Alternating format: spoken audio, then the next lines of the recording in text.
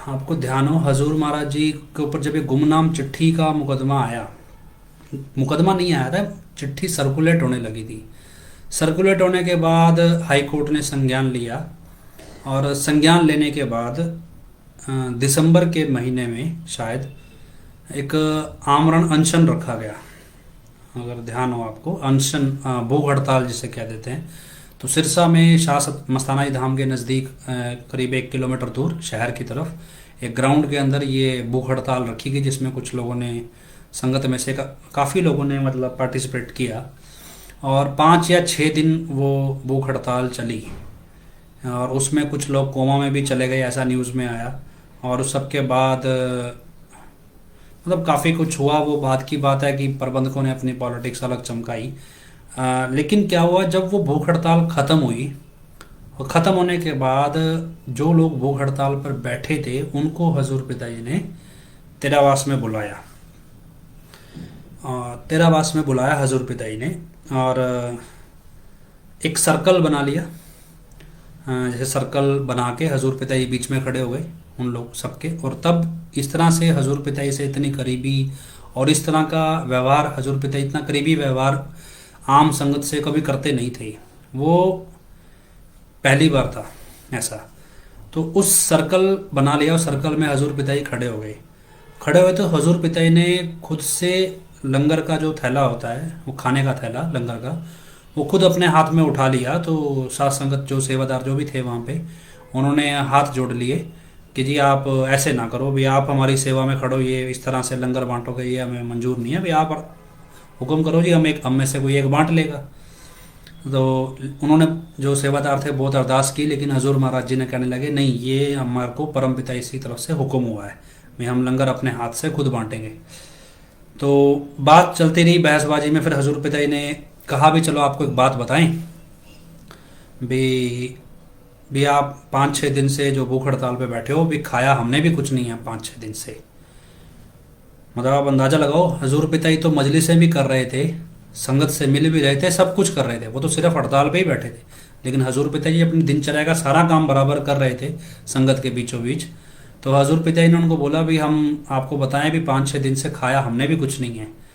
अब जब ये बात उन्होंने सुनी तो वो सब लोग ऑब्वियसली है भी परेशान हो गए, दुखी हो गए, आंसू बहाने लगे भी ये हमने क्या किया कि हमारी वजह से हजूर पिताजी ने खाना छोड़ दिया भी, हमने तो भूख हड़ताल बिना सोचे समझे रख ली। तो जब ये बात कही हजूर पिताजी ने भी हमने भी नहीं खाया, आपको एक बात बताएं, तो सभी लोग वहाँ ऐसे लेट गए लंबा और माफ़ी मांगने लगे, जी हमसे गलती हो गई भी, हमने तो आपको भूखा रख दिया अपनी जोश जोश में।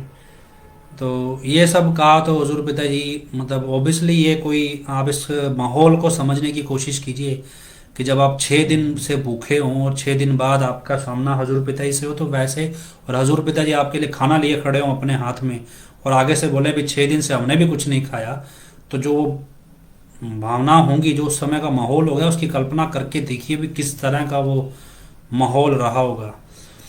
तो सब लोग लेट गए चरणों में, कहे जी नहीं जी, ये तो हमसे बहुत बड़ी गलती होगी, आप हमें माफ़ी दो, माफ़ करो। तो हजूर पिताजी ने फिर से कहा, बिठाया सबको और कहने लगे भी आपको एक बात बताएं।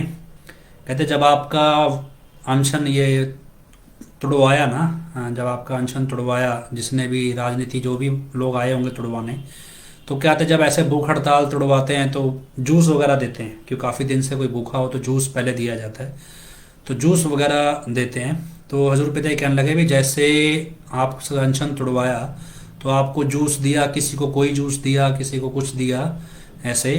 वो कहते भी आपने सबने जूस पिया, आपको सही बताएं भी आधा तो आपने पिया है, आधा हमने पिया है। मैं हजूर पिताजी ऐसे कहने लगे भी आधा तो आपने पिया है लेकिन आधा हमें लगा है, और हमें अभी तक डकारें आ रही हैं उस जूस की जो आपने पिया है वहाँ पे। इसी तरह लंगर आप खाओगे, ये सारा ये लंगर आपके लिए लेकर आए हैं परम पिताजी के हुक्म से, ये लंगर आप खाओगे तो आप खाओगे, आधा हमें लगेगा ये लंगर। तो आप सोच के देखिए भी सतगुरु कैसा होता है भी। लंगर, हजूर पिताजी क्या बात कर रहे हैं भी, सात संगत की भूखी सात संगत है तो सतगुरु जी ने भी खाना नहीं खाया। और अगर सात संगत ने भरपेट खाना खाया तो हजूर पिता ही तभी खाना खाते हैं। तो उसमें से आधा खाना हजूर पिता कहते हैं हमें लगेगा, जो उनसे प्रेम करते हैं। आज की डेट में जब हम यूपी वाला कहता है भी लंगर नहीं खाना चाहिए, ये नहीं करना चाहिए, सब कुछ है, अजीब गरीब व्यवहार जो चल रहा है ये नकली वाला, लेकिन ये सब चीज़ें आपको समझ आएंगी, साथ साथ खुद ब खुद समझ आ जाएंगी। अब ये दौर था उस समय। और फिर हजूर पिताजी ने वचन किए, वचन बहुत वचन किए। उससे पहले एक और वचन आपको बताते हैं। भी एक डेरा था, और मतलब शायद परम पिताजी के समय की बात है। भी एक डेरा था जिस पे कब्जा हो गया था, और गदराना में एक डेरा था उस पे कब्जा हो गया। और वो कब्जा कोर्ट की तरफ से छूट गया, लेकिन जिन्होंने कब्जा कर रखा था उन्होंने कब्जा नहीं छोड़ा। जगमाल वाली डेरा वालों ने कब्जा किया हुआ था। तो मस्ताना जी ने जब गुरुगद्दी परम पिताजी को दी, तो उसके बाद एक डेरा नया बना जगमाल वाली, जिन्होंने परम पिताजी को गुरु नहीं एक्सेप्ट किया, और उन्होंने अपने आप को मतलब गुरुगद्दी का वारिस घोषित कर दिया। और वो उस समय का डेरे का जो प्रबंधक था, और उससे एक नया डेरा चला, डेरा जगमाल वाली। उसका नाम भी डेरा सच्चा सौदा जगमाल वाली, ये अलग से चला। लेकिन उसके बाद उसने परम मस्ताना जी महाराज के बनाए हुए सभी डेरों पे अपना अधिकार क्लेम कर दिया, जो बाद में काफ़ी साल केस चले, लगभग 13 केस चले, 27 साल केस चले, और उसके बाद वो डेरे परम पिताजी के पक्ष में कोर्ट ने फैसला सुनाया। अब क्या था, ऐसे ही वो एक डेरा था, और उस डेरे पे कोर्ट की तरफ से डिसीजन आ गया था, लेकिन उन्होंने फिर भी कब्जा कर रखा था। ऐसे में परम पिताजी ने क्या खेल खेला, एक उन्होंने खेल खेला। उन्होंने कहा भी ऐसा है भी संगत में जिस जिसके पास नेशनल परमिट लाइसेंसी हथियार हैं, राइफलें हैं, वो ले आओ डेरे में। तो जितने भी सेवादार थे ऐसे जो जुनूनी थे, वो नेशनल परमिट लाइसेंसी हथियार डेरे में ले आए, राइफलें। तो डेरे से राउंड खरीदे गए, LG या LP के राउंड ऐसे आते हैं, राउंड खरीदे गए, और वो राउंड उनको दिए गए। और परम पिताजी ने वचन फरमाए कि भी ऐसा है भी कब्जा छुड़ाना है, और लेकिन ये राउंड 120 रुपये का है, और सात संगत का पैसा लगा है, ये राउंड ख़राब नहीं होना चाहिए। अगर गोली चलाने की नौबत आए तो गोली यहाँ लगनी चाहिए, ना कि साइड से निकले, राउंड वेस्ट नहीं करना है। अब लेकिन सुनने वाले जो थे वहाँ पे, अब जो कमज़ोर दिल के होते हैं उनको लगा भी आज परम पिताजी को क्या हो गया, परम पिताजी किस तरह की शिक्षा दे रहे हैं ये।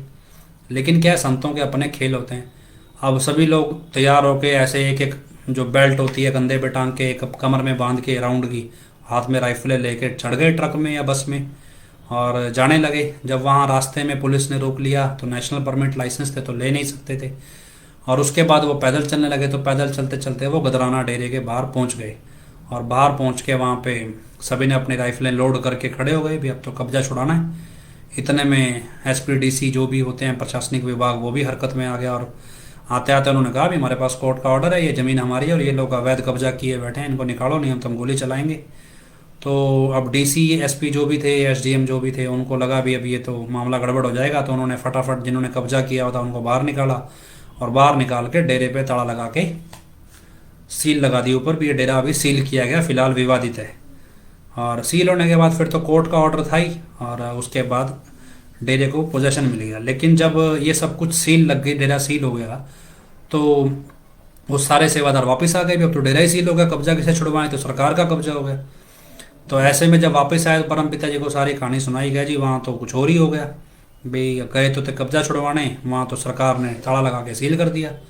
तो परम पिताजी मुस्कुराने लगे, कहते बस यही तो करना था, यही तो करना था, बस ठीक है हमारे पास कोर्ट का ऑर्डर है, अब तो हमारा पोजेशन आ ही जाए, है ही हमारे पास, ये तो उनको निकालना था, वो सरकार ने निकाल दिया, बस काम हो गया। कहते तो जरिया था बस, बाकी काम तो परम मस्ताना जी महाराज ने कर ही रखा था। तो वो कब्जा इस तरह से छुड़वाया गया।